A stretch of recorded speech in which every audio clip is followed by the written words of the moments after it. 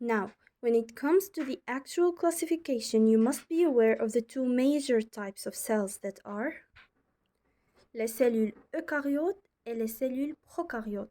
Now, the main difference between these two lays in their content, as you will see. So here are two simplified illustrations of the two cells. Here we have a cellule eukaryote, and on this side we have une cellule prokaryote.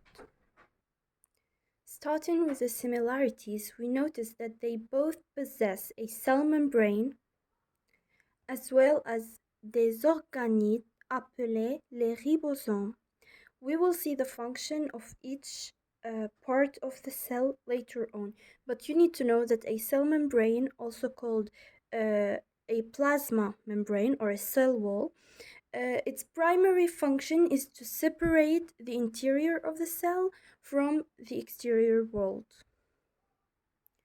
They also both possess a cytoplasm and cytoplasm. Now again, we will see the function of this substance later on, but you must know the difference between those three words: cytoplasm, hyaloplasm, and cytosol. Now the main difference between cytosol and cytoplasm is that we're only referring to the substance without the organelles floating in it. We're talking about cytosol. And once they are combined, so we're talking about cytosol and, for example, les ribosomes, la mitochondrie, all of these things that are just floating inside the cell. Now we're talking about the substance combined with the organelles, and we call it cytoplasm. And hyaloplasm, the third word, is actually the place where those organelles float. So it's not the substance, nor the organelles, nor them combined. It's a third vocabulary word that you must be aware of. Now, moving on to the differences between the two cells, we will start with the la cellule prokaryote, since it's the most simple and the smaller one.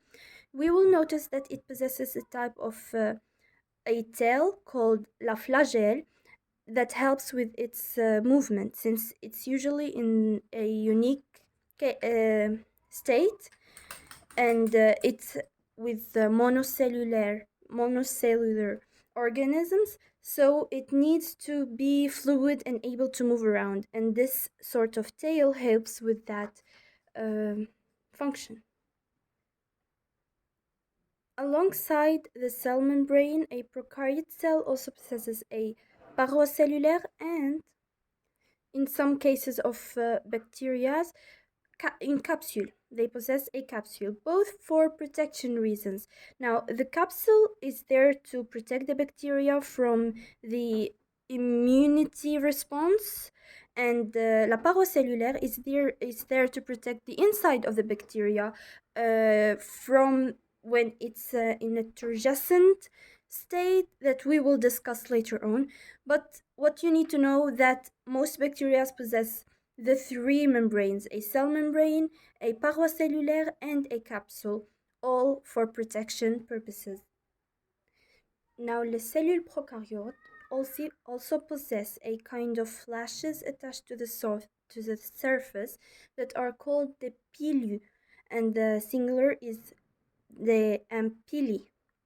Now, those kind of lashes are much shorter than la flagelle, and they cannot be helping with its mobility.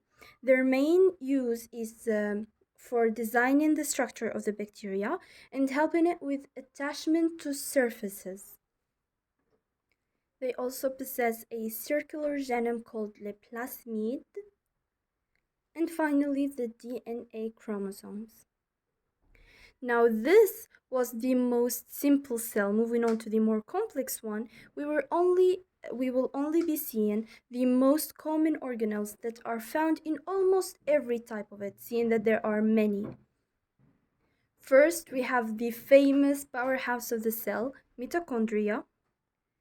And then we have a variety of tiny organelles that are just floating around in the cytoplasm. We've got le centriole, la vacuole, le réticulum endoplasmique lisse, la chromatine, le nucléole, les lysosomes, le réticulum endoplasmique rugueux, les microfilaments, le peroxisome et l'appareil de Golgi, and many other tiny parts that are floating in the cytoplasm and helping the cell in orderly reaction uh, and all its functions. Now, don't let the names and the abundance of it intimidate you. We will be seeing each and every part of the cell and seeing their function and their placement in the cell. But what you must notice that here we've got the DNA or la chromatine. I said here chromatine and I meant DNA and a bunch of proteins, but this designs the shape and not the function. Also, we will discuss this later. Now, what you must notice is that here the DNA, it's not just floating around in the cytoplasm like the case for a prokaryote cell. No, here it's protected by a membrane that's separating it from other organelles.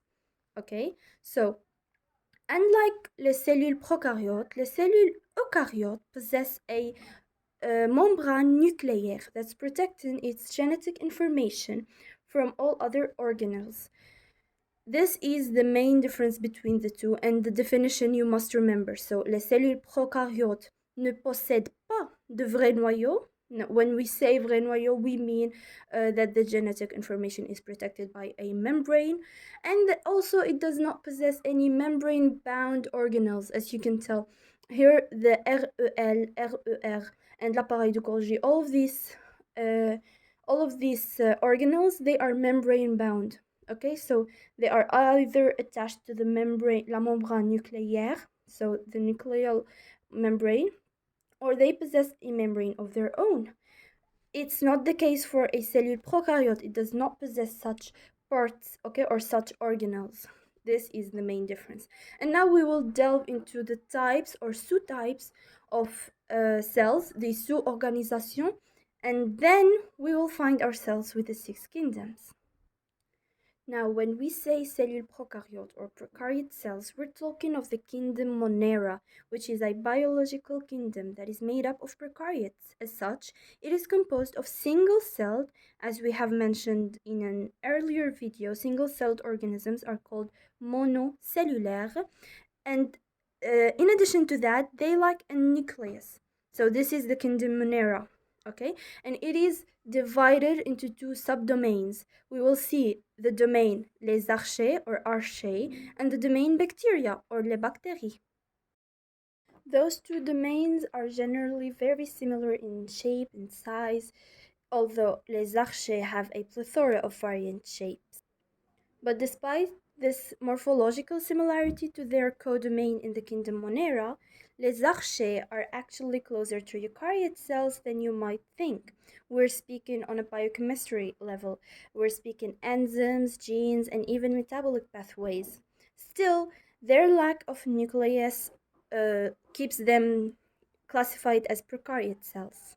However, when it comes to the classification of eukaryote cells, you'll see that things tend to get complicated.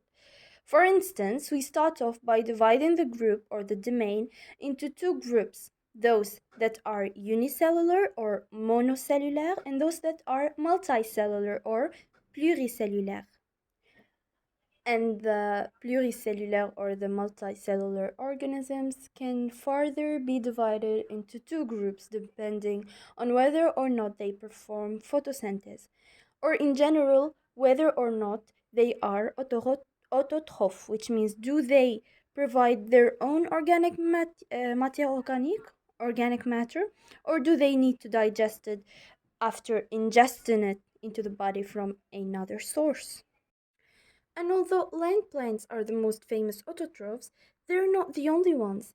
See, some types of bacteria and even some types of microorganisms from the monocellular eukaryote type of cells called algae are capable of performing a particular set of reactions that enables them of producing their own food using either a combination of light, water, and carbon dioxide in what's called la photosynthesis, or other chemicals in what's called chemosynthesis. Either ways, those organisms, alongside many others, are capable of producing their own food, but they are either bacteria, so prokaryote, or algae, which belong to the kingdom les protistes. We still haven't named the kingdom, so just bear with me, please. So les protistes are les monocellulaires eucaryotes, okay? But land plants are the only eukaryote multicellular autotroph organisms, or at least the only ones you need to worry about. And last, we have les organismes hétérotrophes. Those organisms are incapable of producing their own food, meaning they need an exterior source of organic matter. Now, the process itself of getting the organic matter into the body can differentiate between two different kingdoms. So we've got, let's say, organisms that ingest the organic matter, ingest the food. We're talking animals, so us. We take it, mostly vertebrates and other organisms that take the food, that put the food in the body and then break it down, and then, make energy, synthesize energy from it and use it. And we have another kingdom that absorbs organic matter. So they get, I'm sorry, so they get the nutrition from decaying or dead organisms. They break down the food material outside the body and then absorb it. Okay, so the two processes are either ingestion or absorption of organic matter or of food in general. And this gives us animal the animal kingdom and the fungi kingdom. So the kingdom that absorbs food, we've got, for instance, yeast, mushrooms, bread mold, etc. Those are all uh, examples of fungus. And here you have them, the six kingdoms of life. Sorry. So we've got the three domains: eukaryotes, archaea, and bacteria. In some old books, you might find that there are only two domains, eukaryotes and prokaryotes or monera, but this is so passé since les archées are so far. We already discussed this, but they are so different from bacteria that they had to be separated into two different domains coexisting in the same kingdom. But when we say kingdoms, or in French, les règnes, d'accord?